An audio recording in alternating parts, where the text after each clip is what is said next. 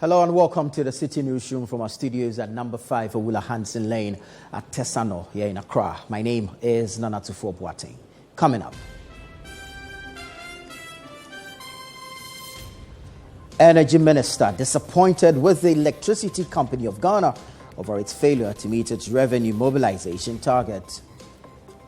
I would like to know when they finish the program how much they've been able to collect and why they were not able to collect probably 80% of the bill.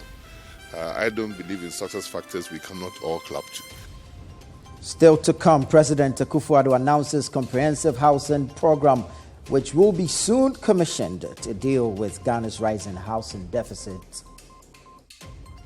Government, through the Ministry of Lands and Natural Resources and the Lands Commission, has embarked on an ambitious urban renewal program aimed at redeveloping prime areas in major cities across the country.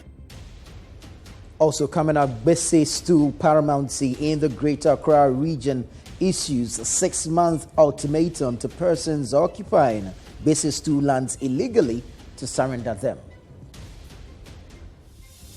Bessie stool lands which are in wrongful hands or illegally acquired can be surrendered to the Bessie stool paramountcy without fee.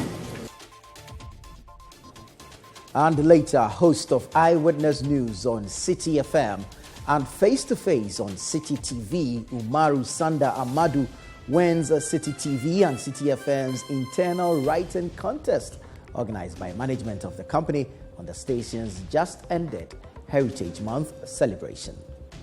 When years have passed and they want to remember you, is what you write that people remember you for. So you better learn how to do the writing properly, because it's, again, when you write, you have the opportunity to be corrected.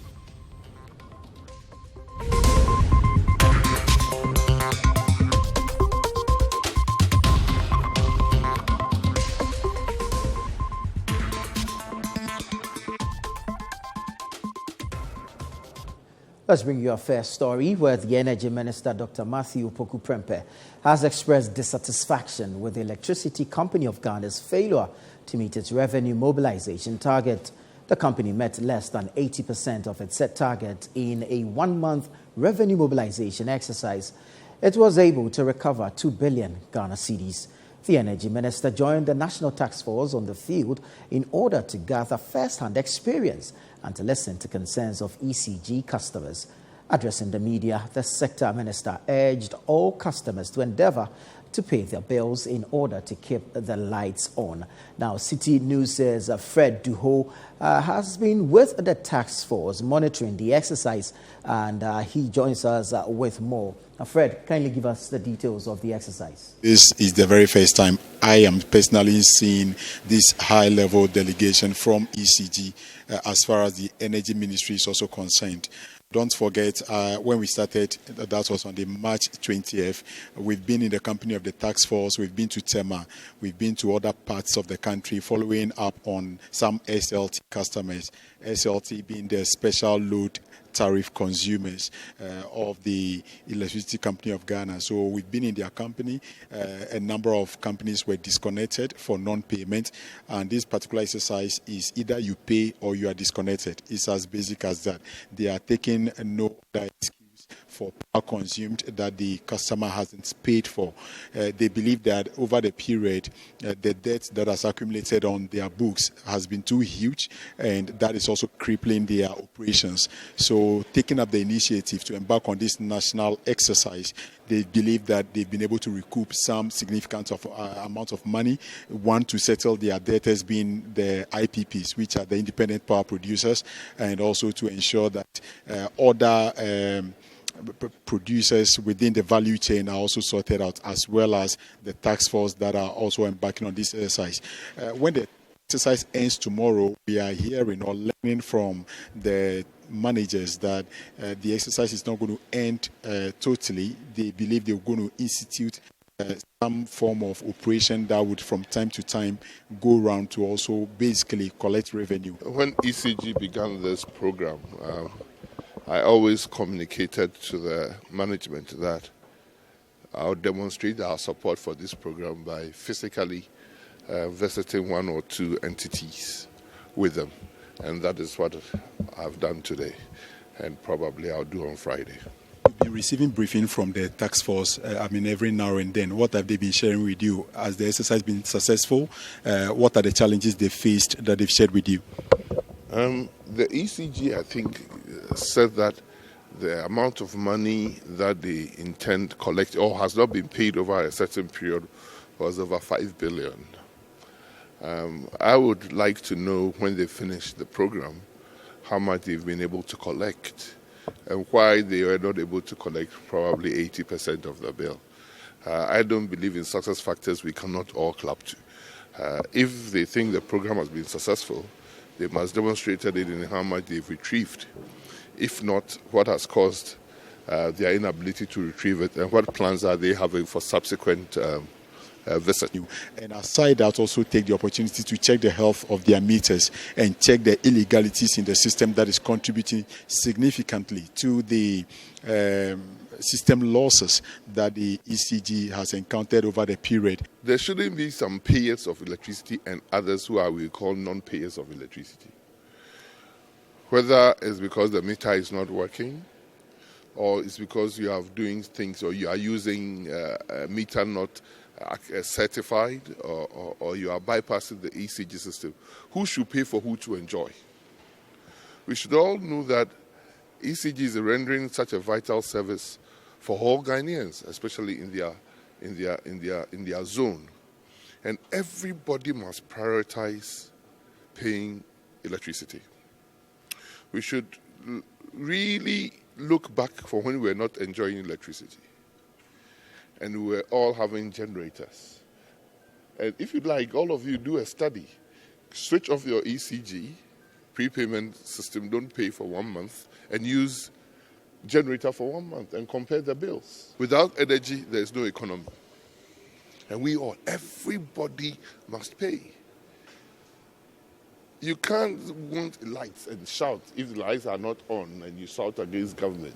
And if lights are on, you say, I won't pay my bill. So the Minister of Energy, Dr. Matthew Opoku-Prempeh, has now arrived in the team of the ECG task force, as well as the top managers of ECG, here at the premises of Coca-Cola. And this is a multinational company that also owes the Electricity Company of Ghana to the tune of about 1.2 million Ghana cedis. Hence, the minister is here basically to engage with management to find out why they've not been able to settle their indebtedness to the company. The minister has been speaking to the media. ECG is going after companies that are stealing or bypassing or misbehaving. And I want to clear that erroneous impression. ECG is also taking advantage and visiting good companies that are doing regular payment, that need support necessarily for their work and encouragement, and also be shown as one of the companies that people should emulate. So the 2020 exercise ruled out by the Electricity Company of Ghana to begin national revenue mobilization from the 20th of March to the 20th of April comes to an end tomorrow. And so far what we are learning is that they've not been able to meet their target, and the minister is not really happy about that, but he's also hoping to get briefing from the Electricity Company of Ghana as to what probably went wrong. But what we know for sure is that the power distributor hopes to continue this exercise to curb the illegalities and the system losses.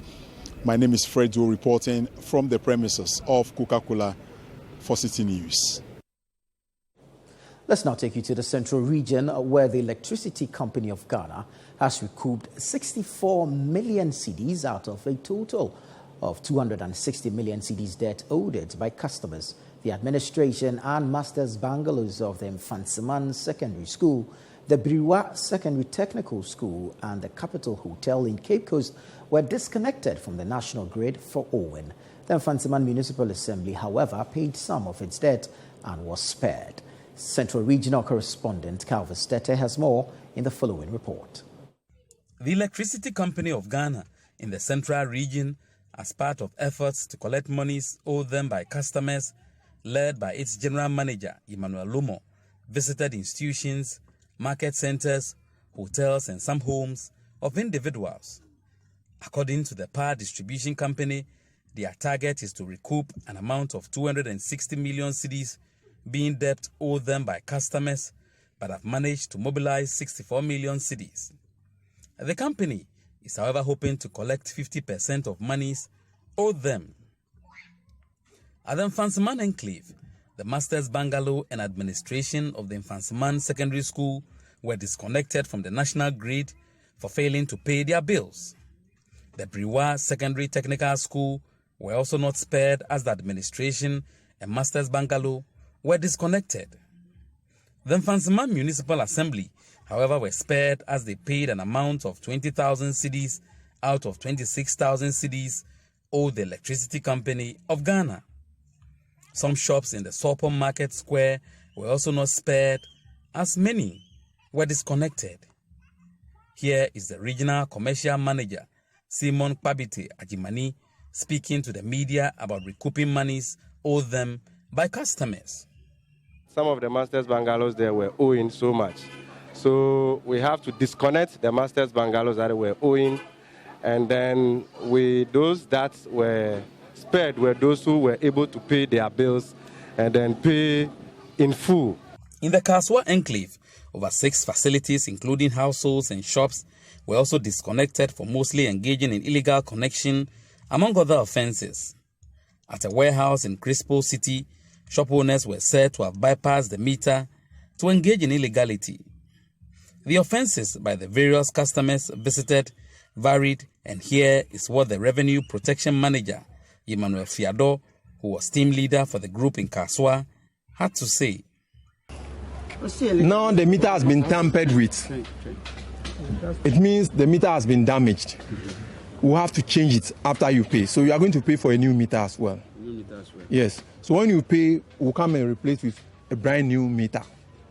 But on one condition, that you have done your wiring right. At a point, the team schooled customers on ways of detecting illegalities on the meters.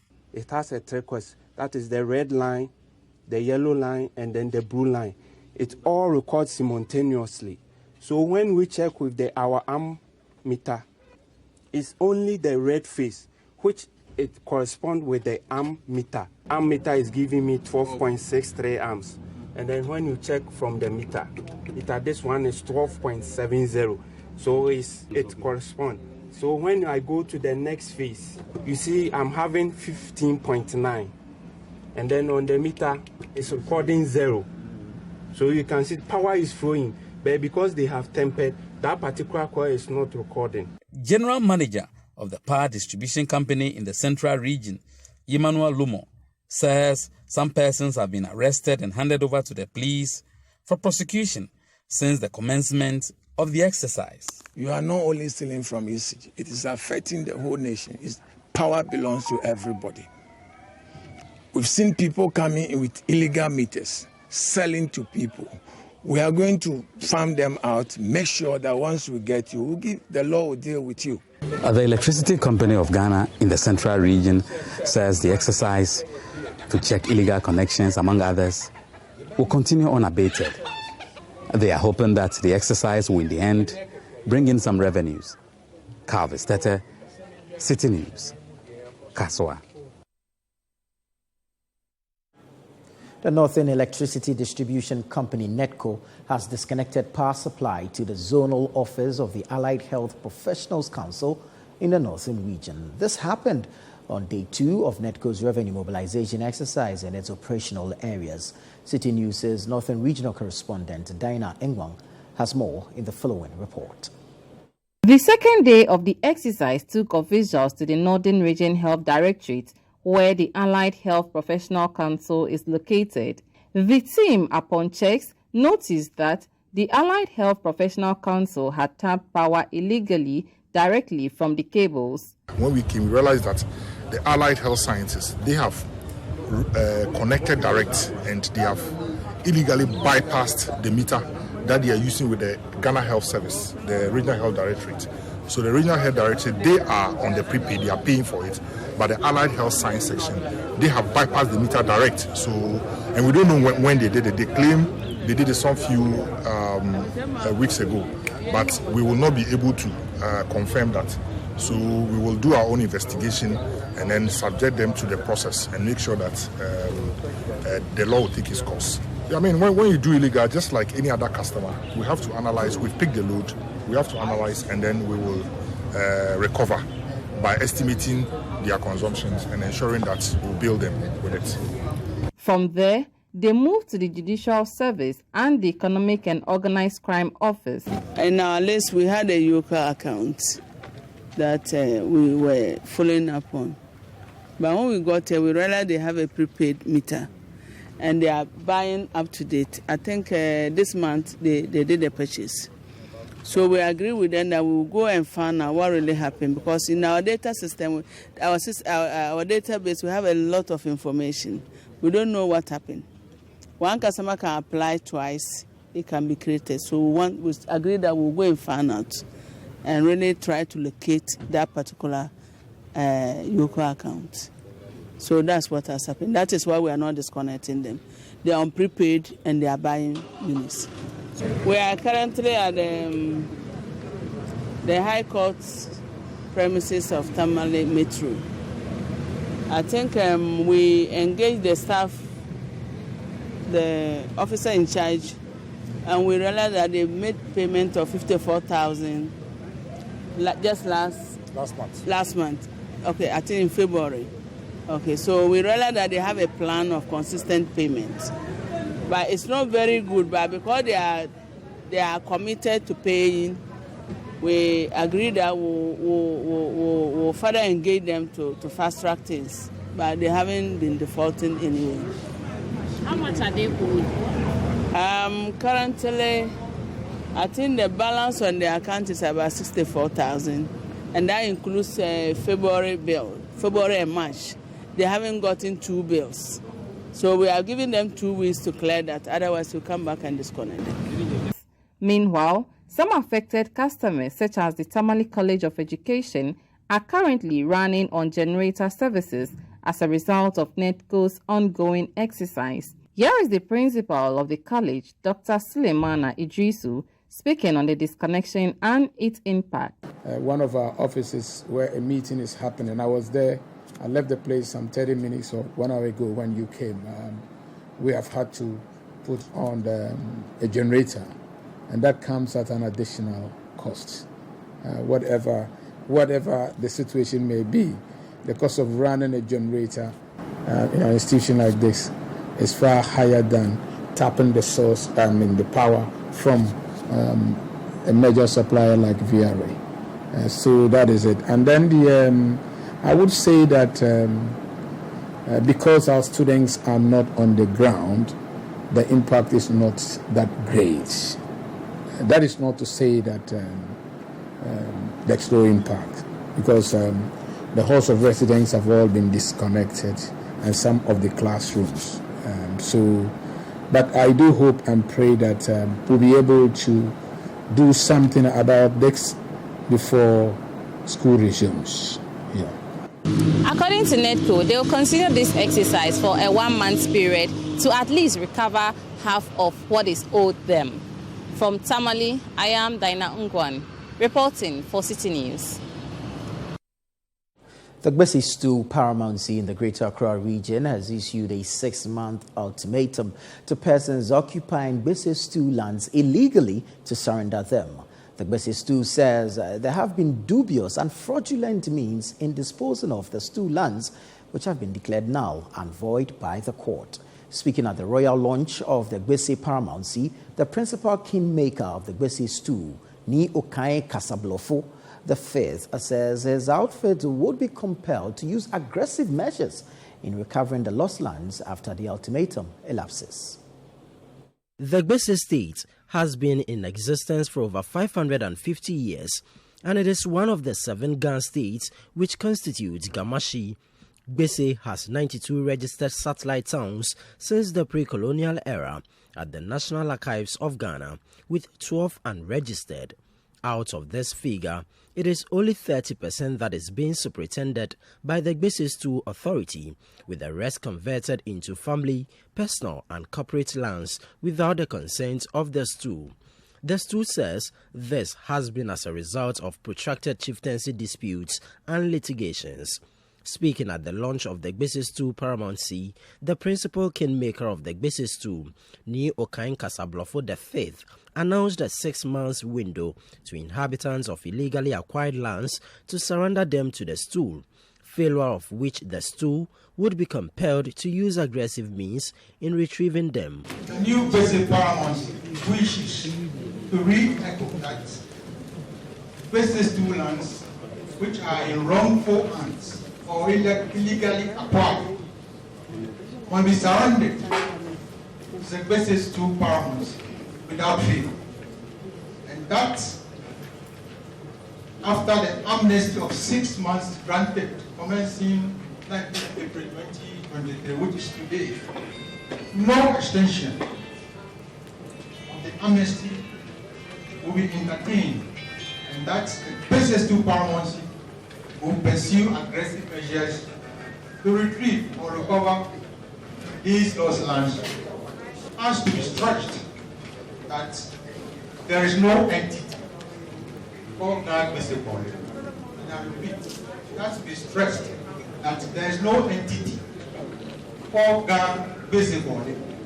And that was a measure which was taken to alienate or dispose of Bessie Stool lands through dubious and fraudulent means.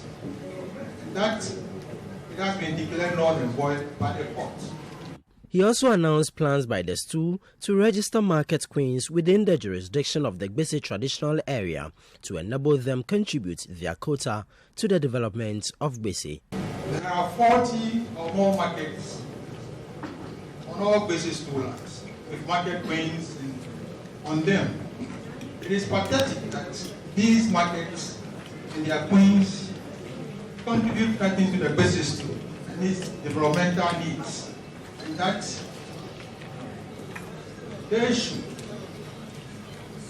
have a sober reflection on their actions and inactions.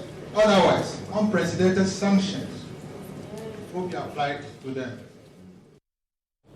You're watching the Citi Newsroom here on Citi TV. Still to come. President Akufo-Addo announces a comprehensive housing program which will be commissioned soon to deal with Ghana's rising housing deficit.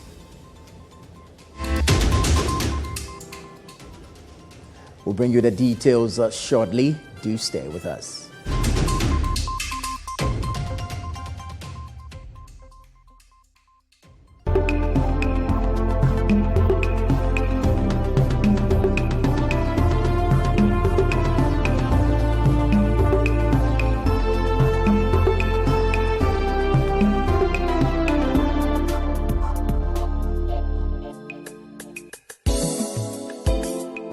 Welcome to Jamila Home, a signature business that houses the most luxurious antique and contemporary furniture.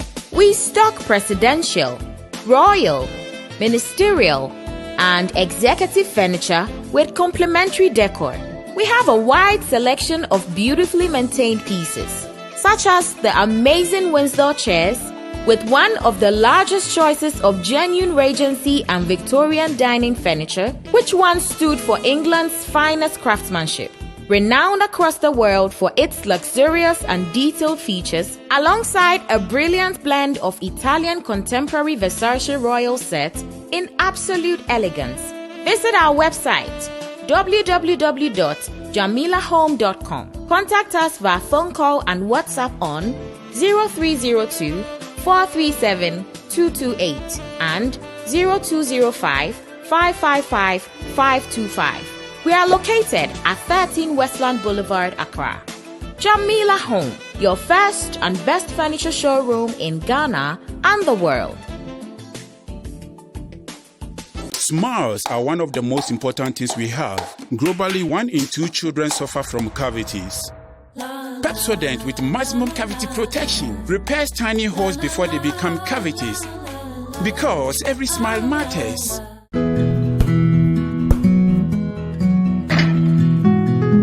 This is the neighborhood I'm having my twins. The very reason why I took it for us. See, the price is very good and it's spacious to contain all of us. Alphabet City. Now I'm a landlord. I don't pay rent. And my Airbnb business is booming. To be prime minister, bank and I'm not Alphabet City. The pension pay me 20%. The payment plan, I want to share my money. Just very smooth. This is a healthy place to raise our families and creating peace. Come on, be my neighbor. Alphabet City, the ABC of Home Sweet Home. Alphabet City is a classy and peaceful gated community in Sakumono. We have 24/7 top-notch security and high-quality access roads. We have 3 bedrooms and 2 washrooms, 3 bedrooms and 3 washrooms with boys' quarters. We have 3 bedrooms and 4 washrooms. We have 2 bedrooms and 2 washrooms, all with beautiful kitchens and kitchenettes. Call Alphabet City on 0240-111119 or 050-44-99999. Alphabet City, the ABC of Home Sweet Home.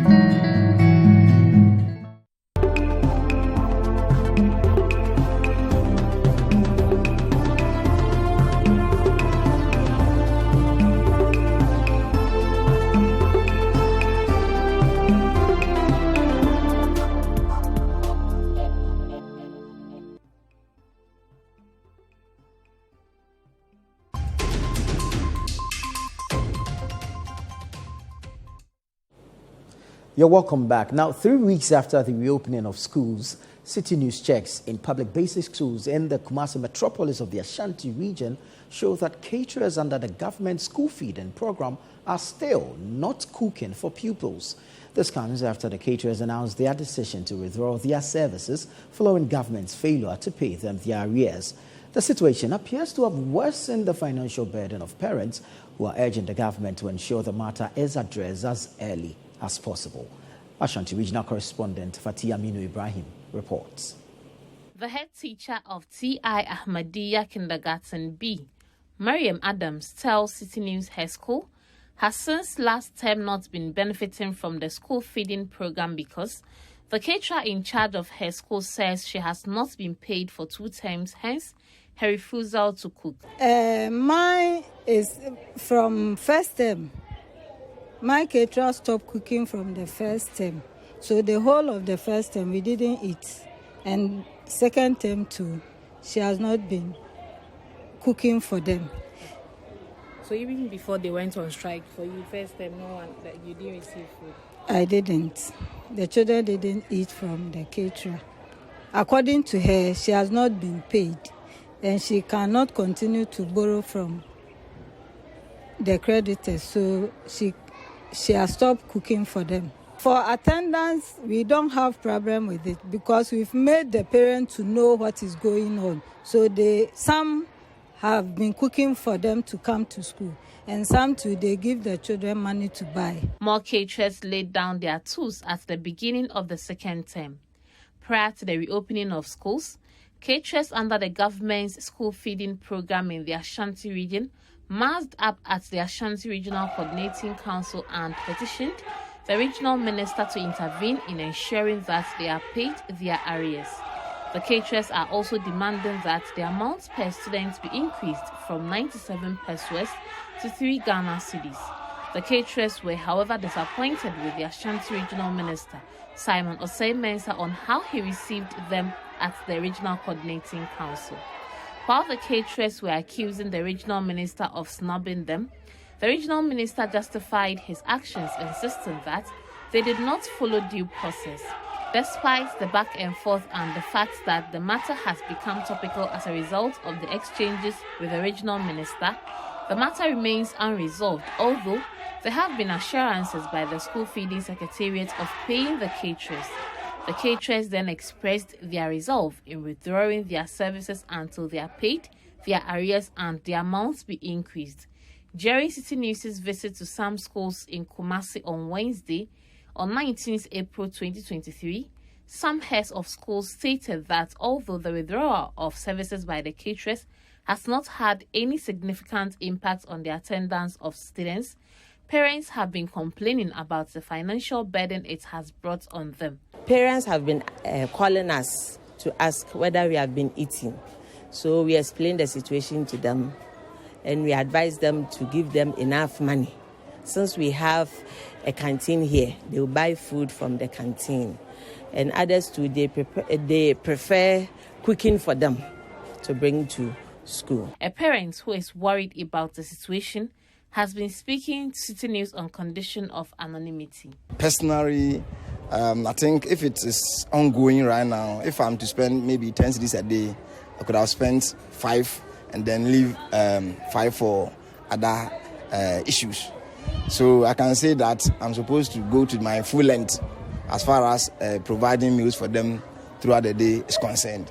So in a way, it is also affecting me somehow. I think the government should do well to release funds to the caterers. Now, according to heads of some basic schools in Kumasi, parents have been complaining that the refusal of caterers to provide food to pupils in schools is having a toll on their finances. They thus want the government to address the issue as early as possible. For Stinis, Fatih Amin Ibrahim, TI Ahmadiyya Cluster of Schools, Kumasi. The National Labour Commission, NLC, has asked the senior staff of the University of Cape Coast to call off their indefinite strike over the delay in the payment of negotiated allowances, conditions of service and promotions. This comes after the NLC met with senior staff and management of the University of Cape Coast over the issue. There is more in this report filed by Citi News' Anne Shelley Ziwu. The local chapter of the Senior Staff Association of the Universities of Ghana at the University of Cape Coast, who are on an indefinite strike, says its members are not happy over delays on the part of management of the university to resolve pertinent issues regarding its members. According to the group, issues and grievances such as negotiated allowance, condition of service for its members have not been implemented. Also, promotion of its members and the inclusion within the senior staff rank have been tabled before management since last year, but it is yet to be acted on.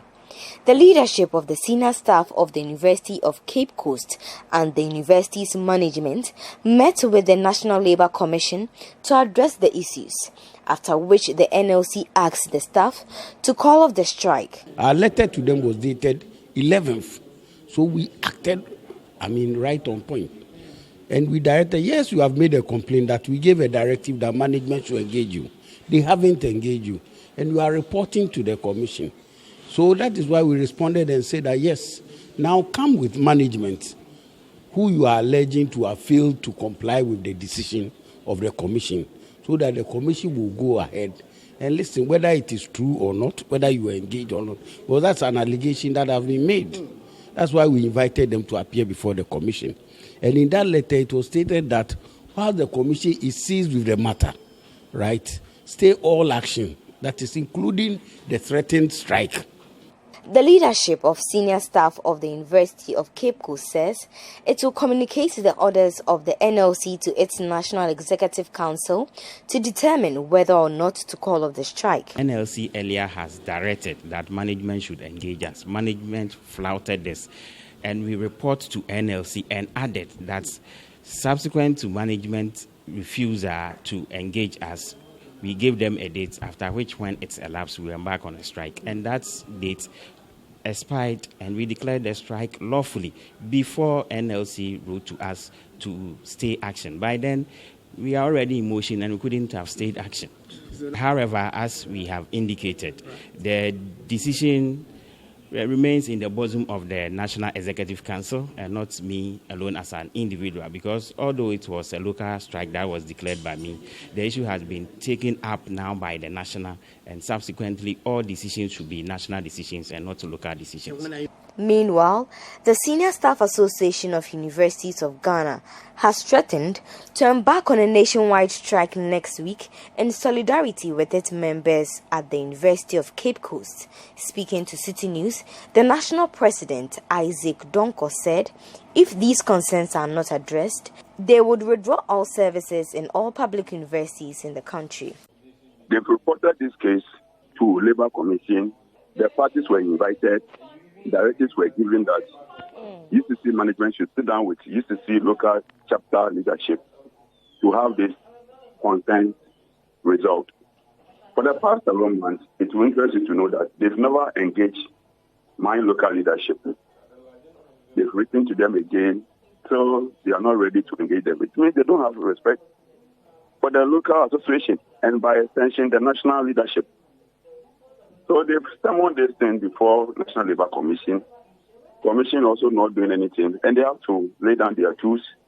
It will interest you to know that I had a private discussion with the Director for Tertiary Education, and he was even threatening that if they go on strike, we are going to lay all of them off. And there's an unfortunate statement from the higher authority. The National Labour Commission has ordered the UCC branch of the Senior Staff Association to go back and call off their strike and get back to the NLC with management of the school on the 26th of April this year so they can hear their case. Reporting for Citi News, my name is Ansheli Simu. Now, President Akufo-Addo says his administration has made some significant strides in its quest to addressing the housing deficit in the country. And Akufo-Addo says government will be investing more in the sector. Citi News' Sami Wiafe has more in this report. Commissioning a new police barracks at Kwabenya here in Accra, Nana Akufo-Addo says Ghana's housing deficit, which stands at 2 million units, will be addressed gradually. He says a comprehensive housing program will be rolled out soon to address challenges within the sector. The new police housing project, which includes 322 one- and two-bedroom houses, will go a long way to address the accommodation situation for the Ghana Police Service.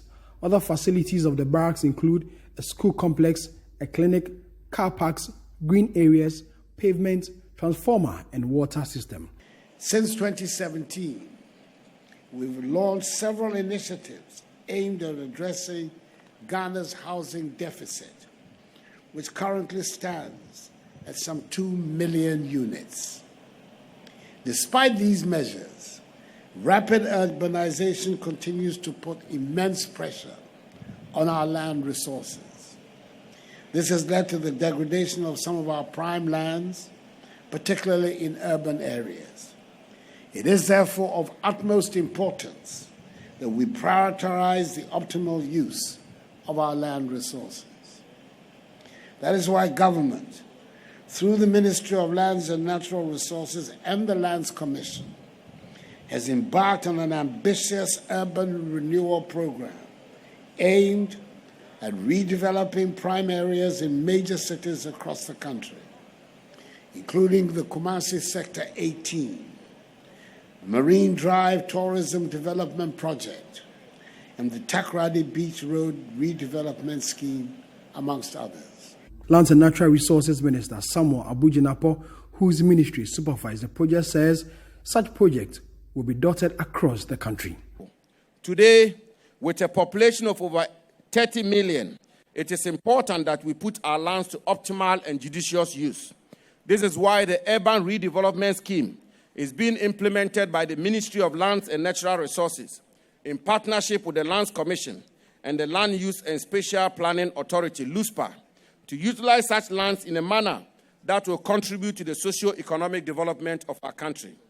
This scheme is being implemented in areas such as Kumasi Sector 18, which comprises of Ridge, Danyame, and Nshiasu residential areas, Old Tamale Airport, Red Sector 1, 2, and 3 residential areas in Cape Coast, as well as the Aviation City here in Accra.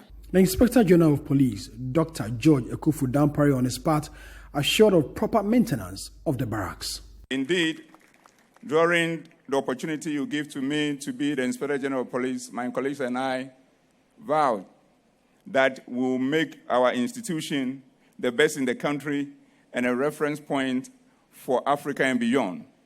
And maintaining our facilities and bringing them to standard is one of the ingredients towards that. And a sign of it, as I have been alluded to, is the signs we are seeing at our headquarters. And we'll bring that same thinking and commitment of maintenance to this facility and all other police.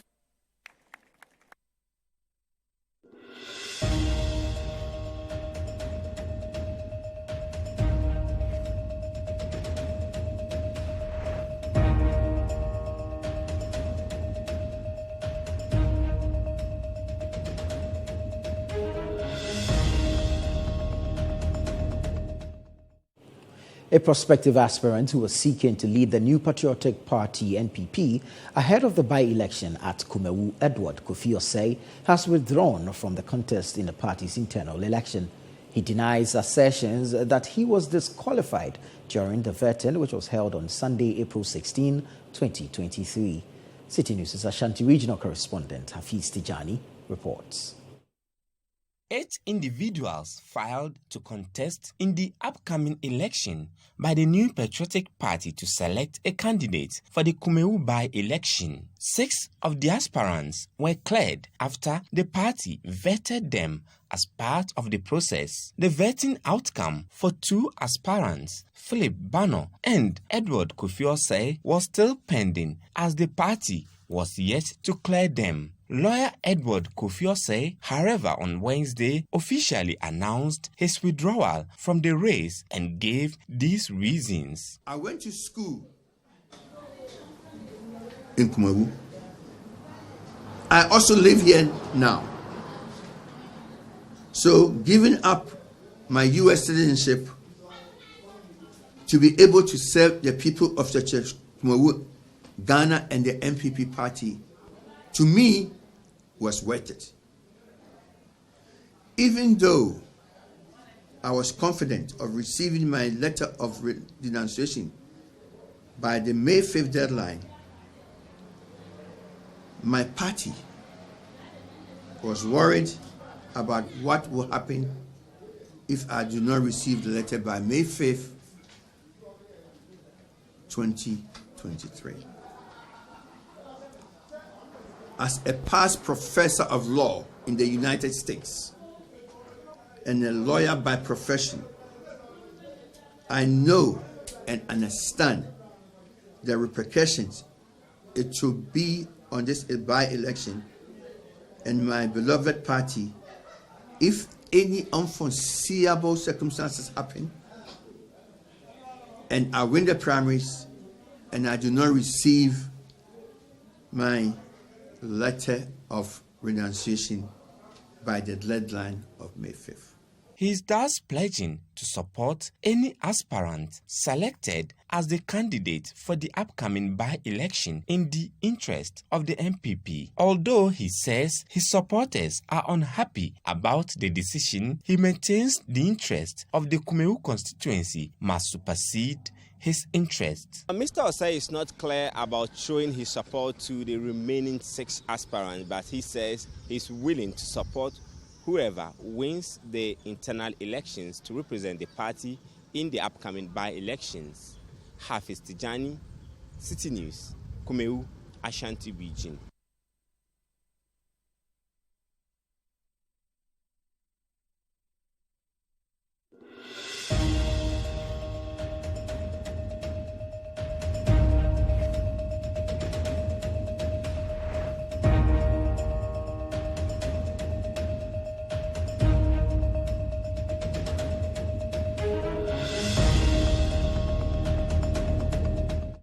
You're watching the Citi Newsroom here on Citi TV, still to come. Host of Eyewitness News on Citi FM and Face to Face on Citi TV, Umaru Sanda Amadu wins Citi TV and Citi FM's internal writing contest organized by management of the company on the station's just ended Heritage Month celebration.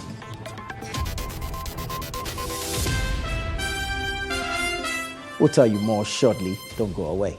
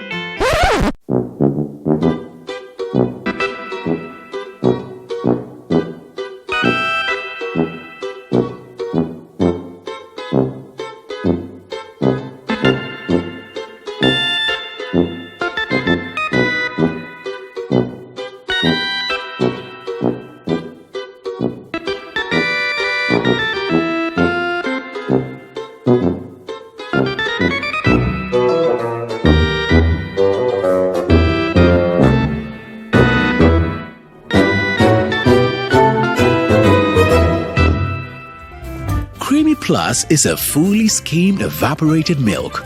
Creamy Plus is available in a shop near you. This message has been vetted and approved by the FDA.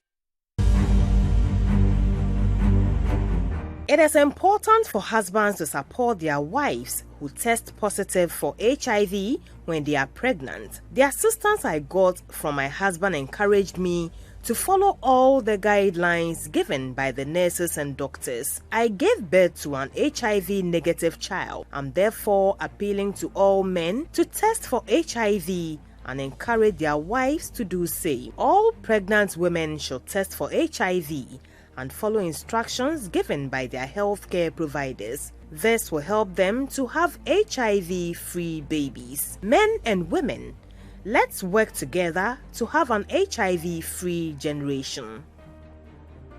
Our children must be free to shine.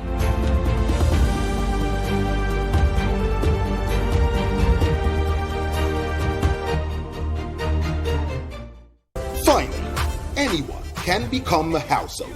Oh, wow. Yeah. You Go Flip, a real estate gaming platform that allows you to play and stand a chance of winning a house or cash or consolidated values, such as savings towards a house. Simple and easy to play. Visit www.yougoflip.com. Buy a ticket to enter the game. Wait for the end of the game to enjoy the win. Anyone can win. Flip it or own it.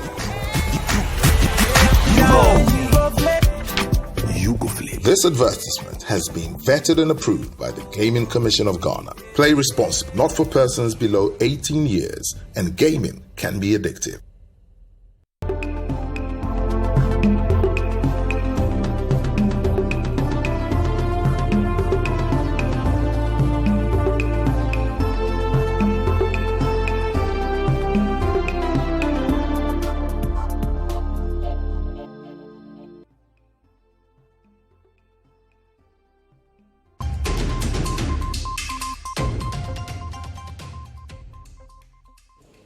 Welcome back. Let's bring you some more stories. The Minister for Fisheries and Aquaculture Development has launched the electronic monitoring system to be piloted on 3 industrial trawlers.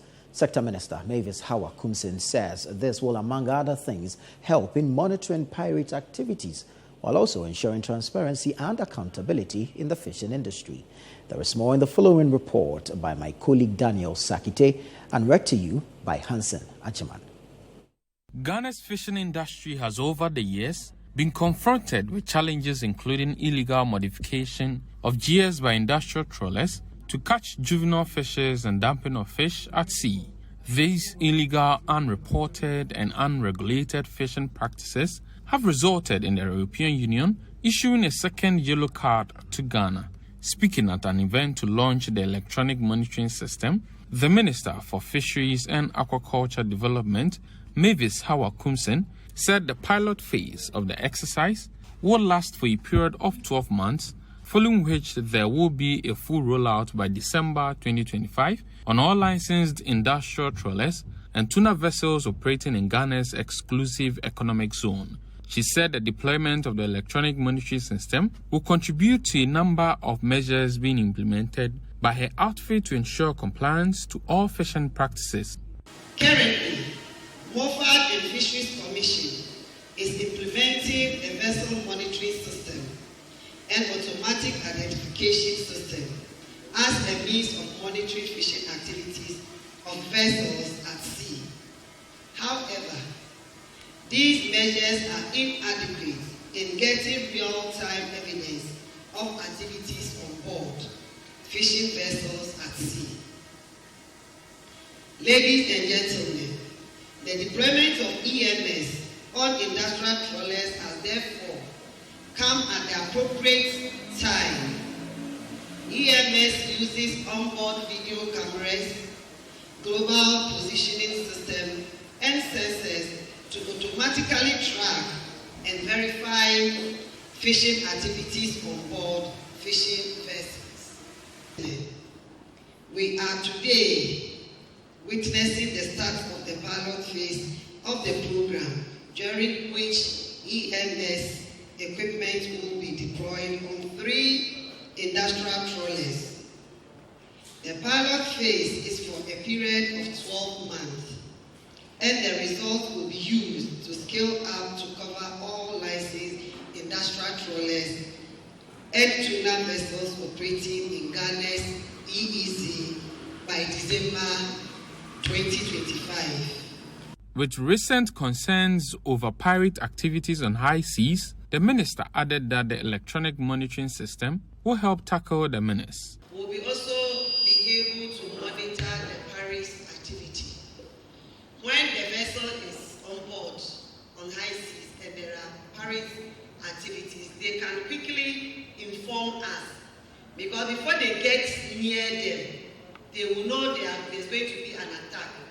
And based on that, they will send a signal to us. Then we can also report to the authorities, and then we will go to their rescue. President of the Ghana Industrial Trawlers Association, in his address, appealed to the Ministry of Fisheries and Aquaculture Development and the Fisheries Commission to collaborate with his members, whose vessels will be used in the piloting exercise.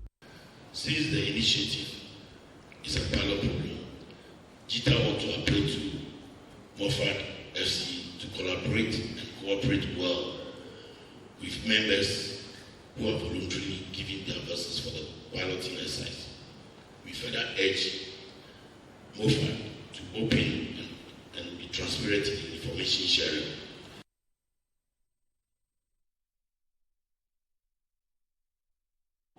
Now, host of Eyewitness News on Citi FM and face-to-face on Citi TV, Umaru Sanda Hamadu emerged winner of an internal writing contest organized by management of Citi TV and Citi FM on the station's just-ended Heritage Month celebration. The competition was to whip up and sharpen the writing skills of staff, as well as highlight the various programs and experiences organized during the month-long initiative. At the end of the exercise, Umaru Sanda's piece was chosen as the most compelling among 6 selected articles written by journalists of the station. There is more in the following report. The month of March had been christened by Citi TV and Citi FM as Heritage Month, purposely to celebrate Ghana's culture and heritage through tourism, music, indigenous food, among others. This year's month-long celebration was themed Make It Ghana and hinged on 3 strong pillars: tourism, investment, and film. There were various on-air series on Citi FM and Citi TV to help Ghanaians appreciate their history, culture, local songs, and food. Aside to the on-air series, other key initiatives championed during the Heritage Month were Heritage Caravan, a 7-day fun-filled road trip across 14 regions of Ghana, and Back to Your Village Food Bazaar. In view of this, the management of Citi FM and Citi TV organized a mini contest for its journalists. Even though the contest was aimed at promoting Ghana through the activities spearheaded by the company, it was also geared towards improving the writing skills of Citi TV and Citi FM journalists. Managing director of the station, Samuel Atamensa, gave reasons for the competition. We always have our signature as Ghanaians wherever we go, and it's important that the space we find ourselves, you create a character of being Ghanaian by knowing what it takes to be a Ghanaian, understanding the footprints of Ghana, the culture, the people, the places, and the way things are done. So that's what is captured in this Heritage Month. But we took a step beyond celebrating it to get people within our midst to capture it in their own words. And this is what resulted in what was a mini competition among those who were willing to take part. At this point is optional, but going forward is actually mandatory for everybody here to be part of the monthly write-ups that we're going to do. You can be the best TV presenter or radio presenter or whatever. When years have passed and they want to remember you, is what you write that people remember you for. So you better learn how to do the writing properly, because it's, again, when you write, you have the opportunity to be corrected, and then you learn in the process. So that's why we are doing what we are doing. Out of the 10 articles submitted, 6 were selected. The selected articles included Ni Latte Latte's Ghana's Sights and Sounds Told in Stories, Charles Ousukumi's No Words to Describe Fun at 2023 Back to Your Village Food Bazaar, and Kennedy Chumesi's Make It Ghana, a direct effort to rethink my heritage. The others were Yal Minta's Make It Ghana, a legacy and heritage worth celebrating, Caleb Kuda's Citi TV, Citi FM, unrelenting leadership in making it Ghana, and Umaru Sanda Amadu's Hosts on Wheels, My Experience on the Heritage Caravan. At the end of the contest, Umaru Sanda Amadu's compelling piece titled Hosts on Wheels, My Experience on the Heritage Caravan was selected as the most engaging content.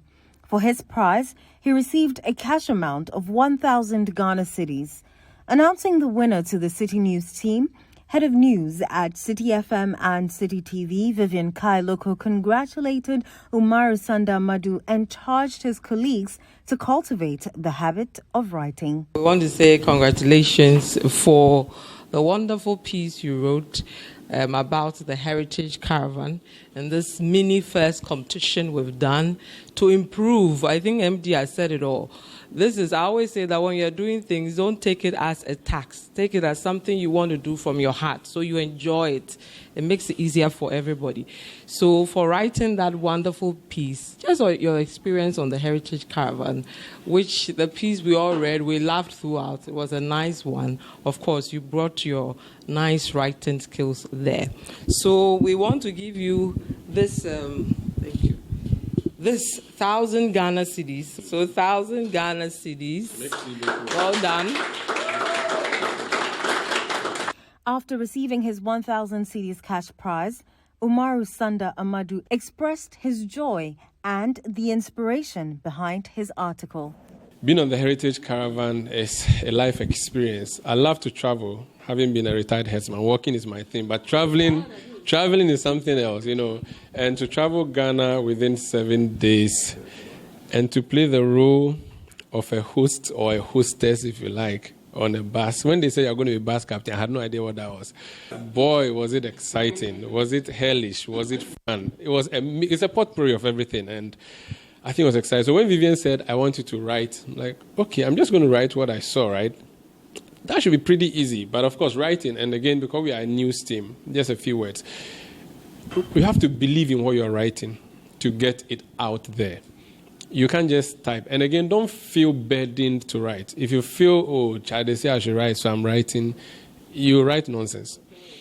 That task Vivian asked me to do, at night, around midnight, that was when I just switched on the laptop. I tried to remember a lot of the things that happened just to try and connect them in my mind.